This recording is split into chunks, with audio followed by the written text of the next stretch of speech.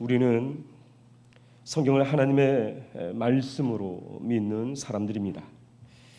그래서 성경을 묵상하고 성경을 삶의 기준으로 삼고 오늘을 살고 있습니다. 그런데 이 성경이 어려울 때가 있습니다. 물론 성경대로 사는 것 자체가 굉장히 어렵습니다. 그런데 여기에서 어렵다고 하는 것은 성경 읽기의 어려움이 아니라, 예를 들면 욥기나 예언서나 묵시록, 굉장히 읽기가 어렵죠. 이런 읽기가 어려운 책들은 우리가 다른 성경 번역 성경을 읽으면 되죠. 새 번역이나 쉬운 성경이나 공동 번역 성경을 읽으면 좀 더 쉽게 읽을 수가 있습니다. 성경이 어렵다고 하는 것은 성경 속에 있는 문화와 정서적인 배경이 오늘 우리의 삶에서 해석하고 적용하기가 쉽지 않다라는 말입니다. 사사기의 말씀이 그렇습니다. 특별히 19장부터 시작한 이스라엘의 타락과 비극적인 사건, 그리고 피비린내 나는 내전이 그렇습니다. 그리고 우리가 새벽마다 묵상을 하죠. 민수기의 말씀을 묵상을 합니다. 여러분, 하나님 앞에 반역을 했습니다. 반역한 이스라엘 백성들을 하나님께서 죽이세요. 땅이 갈라져서 죽고 불이 나와서 250명이 불에 타 죽습니다.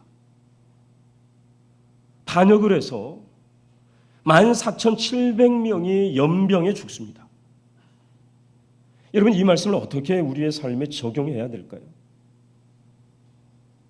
이 말씀을 그대로 적용하면 우리는 다 이 자리에 남아있을 사람이 한 사람도 없습니다. 다 죽었어야 되는 거죠. 그런 의미에서 굉장히 어렵습니다. 민수기 1장에 보면 이스라엘 백성들, 특별히 베냐민 지파의 사람들이 계수가 되는데 20세 이상의 남자만 35,400명으로 계수가 됩니다. 그리고 사사기에 와서는 26,700명, 좀 차이가 있죠. 8,500명의 차이가 있습니다. 아마도 광야 길에서 죽었던 것 같습니다. 그나마 동족 이스라엘과의 싸움에서 진멸되고 이제 겨우 600명만이 남았습니다. 우리가 성경을 읽지는 않았지만 여러분 20장 48절의 말씀을 보십시오. 군인들만이 남았습니다. 그리고 군인들만이 또한 죽임을 당한 것이 아니라 어린아이, 여자, 노인들까지, 심지어 모든 가축까지 진멸되었습니다. 그리고 모든 성읍들은 불태워졌습니다. 과연 이렇게까지 해야 하는가라는 의문을 갖게 하지요. 헤렘이라고 합니다. 모든 생명을 다 죽이는 전쟁, 신들의 전쟁, 헤렘이라고 하는데, 아무리 고대 전쟁의 성격이라고 하지만 같은 하나님의 백성들을 이렇게까지 진멸해야 했을까? 그리고 왜 하나님께서는 이렇게 진멸하도록 내버려 두셨을까 하는 의문이 들고, 일단 이 말씀을 우리의 삶에 적용하는데 어려움이 있다라는 말입니다. 더군다나 오늘 1절에 여러분 말씀을 보시면 이스라엘 백성들이 맹세를 합니다. 여러분 어떤 맹세인지 여러분 1절 말씀 우리 읽어보도록 하겠습니다. 시작.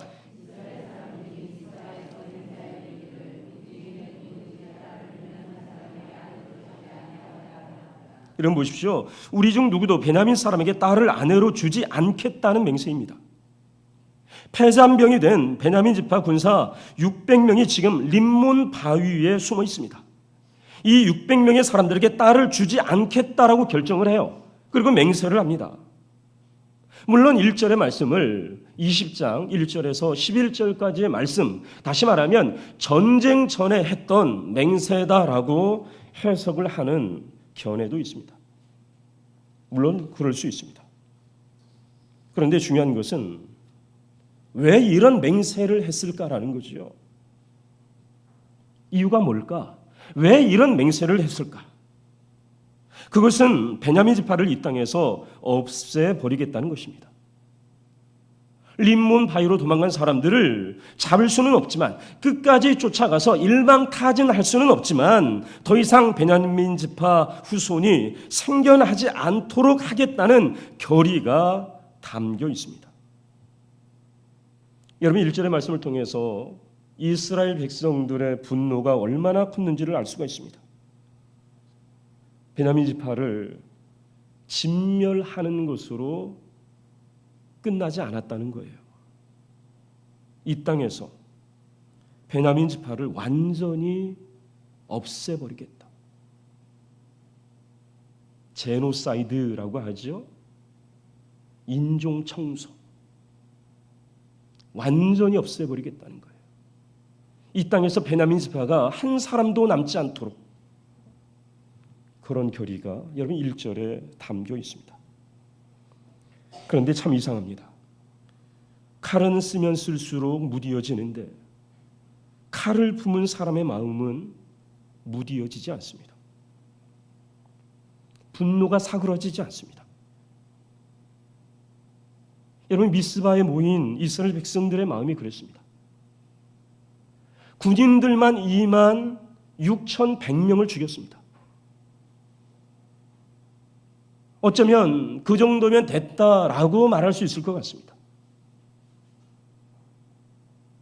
그런데 거기에 그들의 분노가 꺾이지 않았어요. 베냐민 지파 모든 성읍에 다니면서 모든 사람들을 죽였습니다. 그리고 나서도 그 남아있는 그 600명조차에게도 딸을 시집보내면 안 된다, 그렇게 맹세를 하고 있어요. 여러분, 사람들은 말하죠. 너도 내 입장이 돼봐. 너도 내 입장이 돼봐. 정말 그런 것 같습니다. 오늘 아침에 라디오에서 흘러나오는 인터뷰 방송을 들었습니다. 지난 3월에 인천에서 17살 고등학생이 같은 아파트에 사는 8살 초등학생을 납치해서 살해를 하고 시신을 토막내 유기한 사건이 있었습니다. 최근에 알려진 바에 의하면 이 가해자 부모가 12명의 변호인단을 꾸렸습니다. 그래서 심신미약 상태에서 저지른 우발적인 범행이라고 주장을 합니다. 만약에 법원에서 이 우발적인 범행이 받아들여진다면 굉장히 가벼운 처벌을 받게 될 거라는 거죠. 그런데 공범자 한 명이 있었습니다. 그 공범자에게 주고받은, 여러분, 그 메시지 내용이 있는데, 자, 사냥 가자. 그 아이를 납치하여 죽이기 전에 보낸 메시지가 사냥 가자. 심신미약 상태에서 우발적으로 한 범행이 아니죠. 그럼에도 불구하고 12명의 변호인단을 꾸려서 심신미약 상태에서 우발적으로 한 것이다 라고 주장을 한다는 거예요. 여러분, 피해 아동 부모는 얼마나 힘들까요? 얼마나 피눈물을 흘릴까요? 강력한 처벌을 해달라는 온라인 서명을 하고 있습니다. 여러분, 가까운 사람들의 고통은 우리에게 큰 아픔으로 다가옵니다. 그러나 다소 먼 사람이 겪는 고통은 그렇게 아프게 느껴지지 않습니다.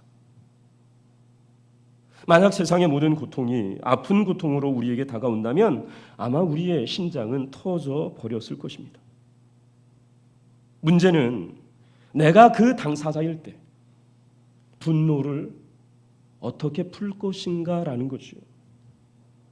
그리고 나와 가까운 사람이 해를 입었을 때 어떻게 내 안에 생겨나는 그 끌어오르는 분노를 어떻게 할 것이냐라는 거예요. 그리고 사회나 공동체는 어떤 법과 시스템을 만들어서 사람들 사이에서 일어나는 갈등과 싸움과 분노를 해결할 것인가라는 문제가 있다라는 것입니다. 여러분, 피해 당사자는 분노를 조절할 수가 없습니다. 우리 사회에서 분노 범죄들이 얼마나 많이 일어나고 있습니까? 모두 분노를 조절할 수 없어서 일어나는 범죄들입니다. 물론 여기에는 합당한 분노도 있습니다. 또 어떤 분노는 과도한 화풀이식의 분노도 있습니다. 또 어떤 분노는 잘못된 분노, 악의적인 분노도 있습니다. 우리 이 말씀을 보시면 하나님께서 그렇게 말씀하시죠. 상처에는 상처로, 눈에는 눈으로, 이에는 이로 갚을지라. 남에게 상해를 입힌 그대로 그에게 그렇게 할 것이라. 여러분, 이 말씀이 어떻게 들려주십니까? 어떤 사람은 말할 거예요. 이 말씀이 너무 가혹한 것 아닙니까? 너무 가혹한 말씀은 아닙니까?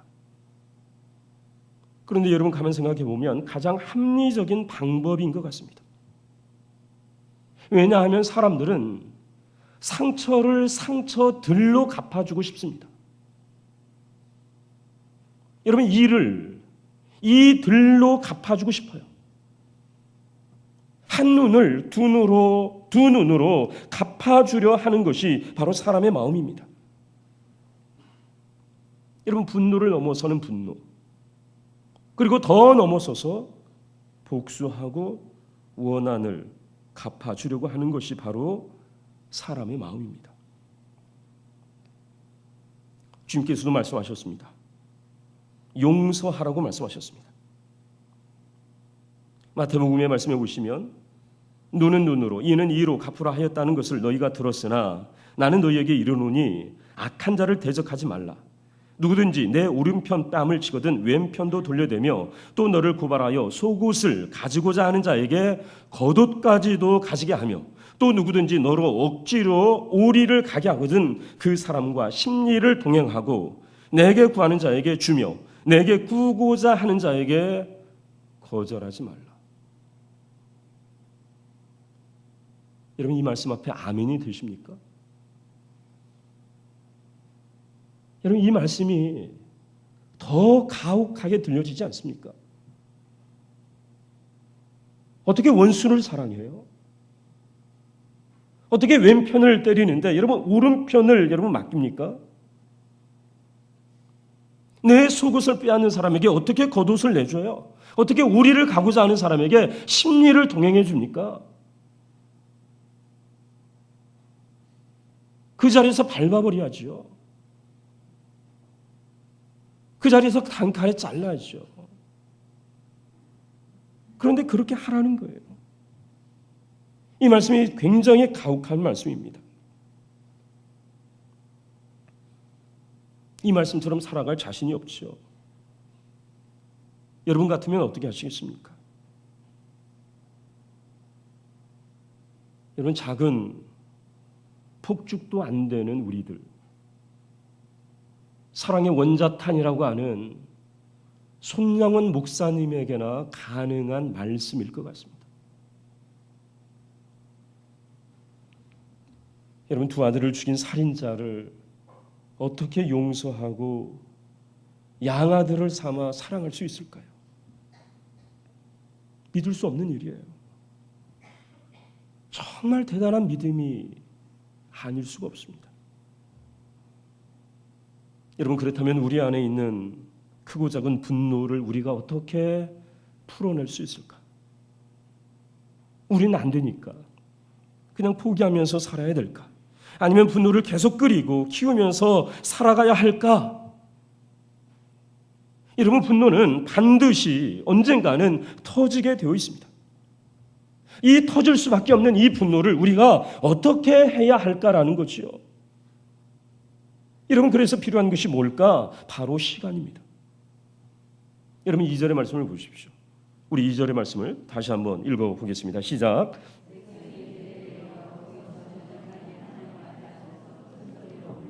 여러분, 이스라엘 백성들이 지금 어디로 올라갑니까?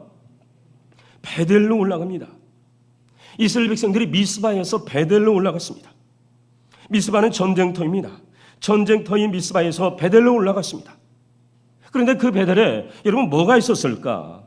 여러분 20장 27절 말씀을 보십시오.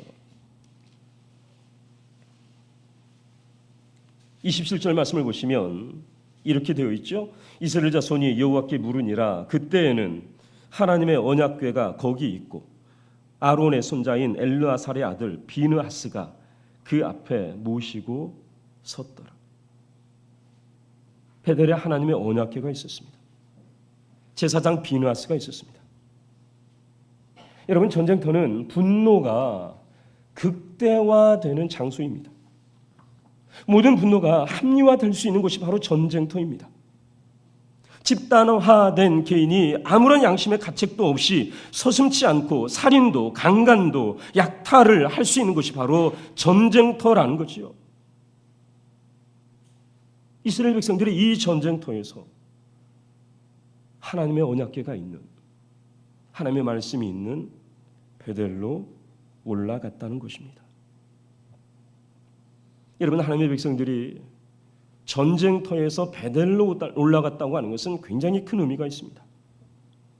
먼저는 생각할 수 있는 시간을 가졌다는 것입니다. 그것도 하나님 앞에서. 하나님 앞에서 생각할 수 있는 시간을 가졌어요. 그러니까 1절과 2절 사이에는 여러분 굉장히 긴 시간이 있어요. 미스바에서 베델로 올라가는 시간이 있고, 또한 베델로 올라가서 하나님의 언약궤 앞에서 이들이 앉아서 생각했던 그 시간들이 있다라는 거죠. 여러분, 무슨 생각을 했을까? 지난 날들을 생각했을 것입니다. 피 묻은 손과 피 묻은 칼을 보면서, 아직도 탄내가 진동하는 자신들의 옷을 보면서 생각했을 것입니다. 자기 성찰이라고 하지요. 자기 성찰을 했을 거예요. 자신들의 정체성에 대해서 생각했을 것입니다. 이스라엘 공동체가 어떤 공동체인지, 자신들의 조상들이 어떻게 가나안 땅에 들어올 수 있었는지 생각했을 것입니다. 그 생각 끝에 이스라엘 백성들이 어떻게 되었을까?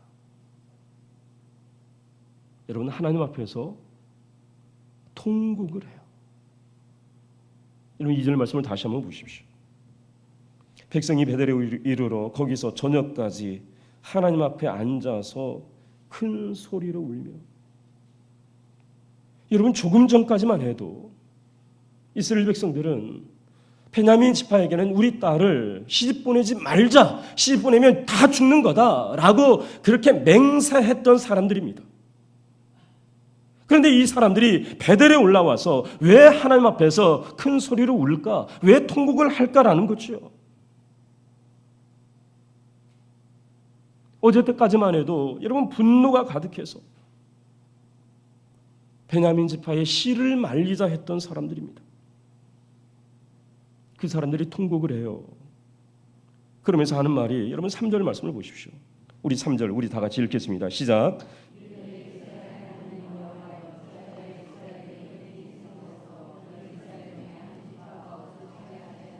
여러분 보십시오. 있어서는 안 되는 일이, 벌어져서는 안 되는 일이 벌어졌다는 거예요.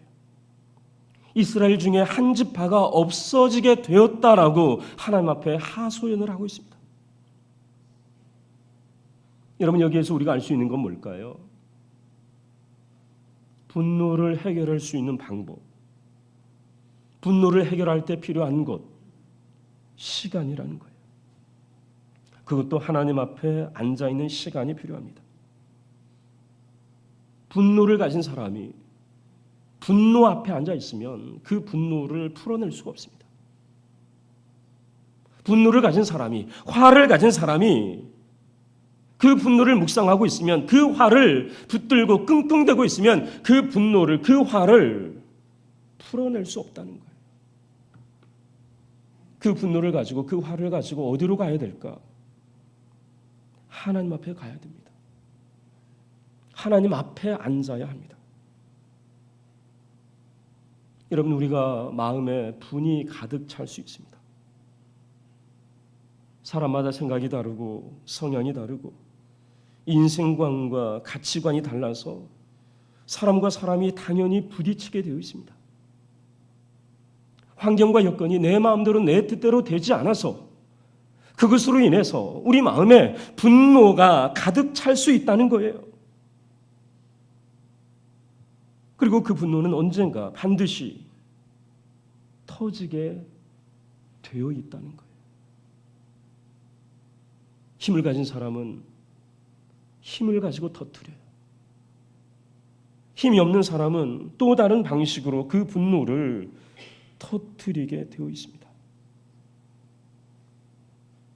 그렇게 분노를 터뜨리면서 사람들은 또 다른 아픔과 상처를 서로에게 안겨주면서 살아요. 여러분, 그 분노가 터지기 전에 어떻게 해야 될까? 하나님 앞에 앉는 거예요. 시간을 갖는 거예요. 하나님 앞에 앉는 시간을 가져야 된다는 거예요. 여러분, 20장 48절 말씀. 왜 이스라엘 백성들이 베냐민 지파를 그렇게 진멸했을까? 여러분, 물론 그들에게 일었던 그 분노가 당연한 분노일 수 있습니다. 그런데 그 분노를 삭힐 수 있는 시간을 갖지 않았다는 거죠. 하나님 앞에 앉아 있지 않았습니다. 그리고 오르는 분노를 가지고 바로 전쟁 준비를 하고 전쟁을 치른 거예요. 그렇게 해서 피비린내 나는 전쟁을 치른 사람들이 이스라엘 백성들이고, 그 이스라엘 백성들이 지금 하나님 앞에 앉아 있습니다. 하나님 앞에 앉아서 통곡을 하고 있습니다. 여러분, 그렇습니다. 하나님 앞에 앉아 있으면 통곡하게 되어 있습니다. 하나님의 임재 앞에 서면 죄인은 통곡할 수밖에 없습니다. 하나님 앞에 앉으면 보이게 되어 있습니다. 자신이 보여요. 자신이 한 짓이 보입니다. 지난날에 자신의 삶이 보여요. 죄와 허물로 룩진 삶이 보여요. 공동체가 보이죠. 죽어가는 사람들이 보이죠. 고통 중에 있는 사람들이 보입니다. 그러면서 통곡을 하게 됩니다. 이것이 바로 주님께서 말씀하시는 심령이 가난한 자의 애통이라는 것이죠. 이스라엘 백성들이 그랬습니다. 조금 전까지만 해도 씨를 말리겠다 했던 사람들이 하나님 앞에서 통곡을 해요. 그리고 통곡할 뿐만이 아니라, 여러분, 이튿날 무엇을 하는지, 여러분 4절 말씀을 보시면, 우리 4절 말씀 다시 한번 읽겠습니다. 시작. 이튿날에 백성이 일찍 일어나 거기에 한 제단을 쌓고 번제와 화목제를 드렸더라. 여러분 보십시오. 통곡할 뿐만이 아니라 하나님 앞에 제단을 쌓고 번제와 화목제를 드립니다. 다시 말하면 예배를 드렸다는 말입니다. 이런 예배를 드리면 변화가 일어납니다. 3절의 통곡은 구체적이지 않습니다. 3절의 통곡은 이스라엘의 한 지파가 사라졌다는 것에 대한 안타까움, 미안함, 아쉬움, 이런 차원의 통곡이었습니다. 그런데 하나님께 제사를 드리면서 좀 더 구체적으로 이들의 생각이 바뀌어요. 이러면 6절 말씀을 보십시오. 이들이 뉘우칩니다. 그리고 7절 말씀을 보시면 어떻게 하면 베냐민 지파의 600명이 아내를 얻게 할 것인지에 대해서 생각을 합니다. 여러분, 이상하지 않습니까? 얼마 전까지만 해도 씨를 말리겠다고 했던 사람들이, 절대 자신들의 딸을 아내로 주지 말자고 했던 사람들이 어떻게 하면 아내를 얻게 해줄까라는 것에 대해서 생각을 했다라는 거예요. 여러분, 진정한 예배는 주변 환경을 바꾸기보다 먼저 예배자의 마음과 생각을 바꾸는 힘이 있습니다. 진실되게 예배를 드리면 내가 바뀐다는 거예요. 예배 드리는 내가 바뀌어요. 여러분, 예배 마치고 먼저 나가겠다고 경쟁하지 않습니다. 예배 마치고 먼저 밥 먹겠다고 밀치지 않습니다. 반찬이 왜 이 모양이냐고 불평하지 않습니다. 주차 문제로 언성을 높이지 않습니다. 여러분, 대형 교회들은 주차 마크가 있습니다. 교인들한테 그 주차 마크를 다 나눠줘요. 여러분, 왜 교회가 주차 마크를 만들까요? 아파트도 아닌데 왜 만들까요? 싸우지 말라는 거예요. 큰 교회들은 잘 몰라요. 그래서 예배 마치고 이렇게 차 가지고 나오다가 많이 싸워요. 막 끼어들기 하다가 싸우고 신호 기다리다가 싸우고. 그래서 그 마크 보고 싸우지 말라는 거예요.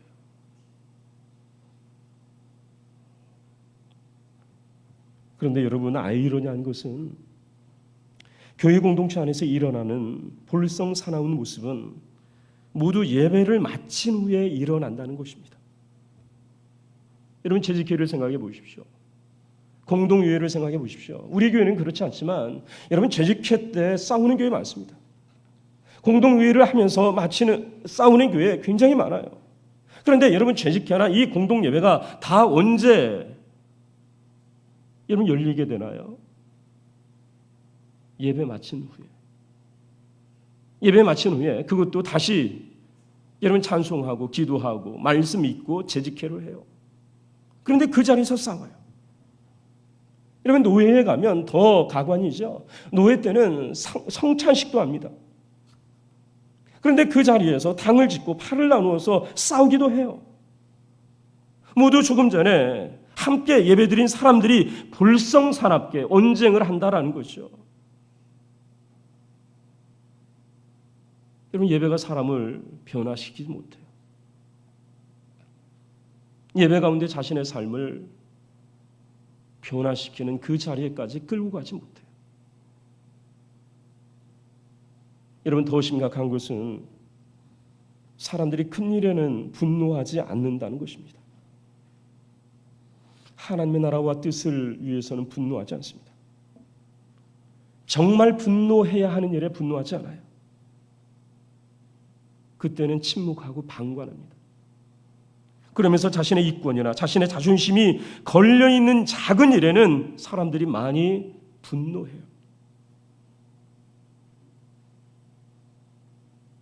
여러분, 시간이 지나면 분노의 감정도 누그러지게 되어 있습니다. 여러분, 하물며 예배를 드리면 어떻게 될까요? 굳은 마음이 녹아지지 않겠습니까? 딱딱하고 강팍한 마음이 깨지지 않을까요? 이글이글 타오르는 그 분노가 조금은 식어지지 않을까요? 그러면서 하나님의 말씀에 비춰진 자신의 적나라한 모습을 보게 된다는 거예요.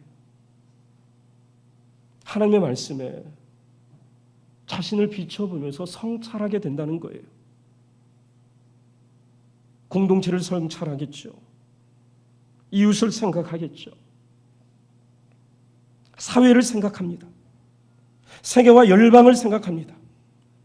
자신에게 얼마나 많은 허물과 죄가 있는지를 깨닫게 된다라는 거죠. 그리고 진정한 공동체의 모습이 무엇인지를 알게 된다는 거예요. 그리고 그 공동체와 더불어서 내가 무슨 일을 해야 될지, 어떤 사명을 감당해야 될지, 그리고 우리의 영적인 위치가 어디인지를 알게 되는 그 자리가 바로 예배의 자리다라는 거예요. 여러분, 우리가 살고 있는 이 세상은 전쟁터 미스바입니다. 분노가 들끓고 있는 미스바입니다. 나라와 나라가, 민족과 민족이 분노로 싸우는 곳이 바로 미스바입니다. 영원한 우방도 없습니다. 영원한 적국도 없습니다. 어제의 우방이 하루아침에 적국이 될 수도 있습니다. 여러분, 세계 도처에서 일어나는 테러들은 모두 분노 범죄들입니다. 죽은 영국에서 그리고 벨기에에서 일어난 테러, 모두 분노로 인한 테러라는 거죠. 여러분, 분노는 남도 상하게 하지만 자신도 상하게 합니다. 우리가 분노를 빨리 해결해야 되는 이유가 바로 여기에 있습니다. 내 안에 분노가 있다면, 내 안에 화가 있다면 빨리 풀어내야 하는 이유가 여기에 있어. 내가 망가지는 거예요. 공동체가 망가지는 거예요. 주님께서는 이 땅에 평화의 왕으로 오셨습니다. 친히 용서의 삶을 사셨습니다. 분노로 풀지 말아야 합니다. 분노를 감정으로 풀지 말아야 할 것입니다. 분을 내어도 해가 지도록 품지 말고, 분을 내어도 죄를 짓지 말라 말씀하십니다. 분노할 일이 많은 세상입니다. 그 분노를 우리가 어떻게 해야 될까요? 분노를 하나님의 마음과 하나님의 정의와 공의로 풀어가며 평화를 만들고 하나님의 나라와 하나님의 뜻을 이루는 성숙한 믿음의 사람들, 하나님 앞에 예배하는 가운데 우리의 삶이 변화되고 내 마음이 변화되고 공동체가 변화됨으로 말미암아 미스바와 같은 이 세상이 베델과 같은 하나님의 말씀과 하나님의 임재하심이 넘쳐나는 이러한 세상을 만들어가는데 쓰임받는 저와 여러분들의 삶이 되어지기를 간절히 소원합니다. 기도하겠습니다. 살아계신 하나님 아버지, 하나님의 말씀대로 살겠습니다. 저희에게 힘을 더하여 주시고 저희의 나약한 의지를 바로 세워 주셔서 하나님의 말씀이 생명의 말씀임을 기억하고 이 말씀대로 살아가기를 결단하고 힘쓰는 저희들 되게 하여 주옵소서. 예수님의 이름으로 기도하옵나이다. 아멘.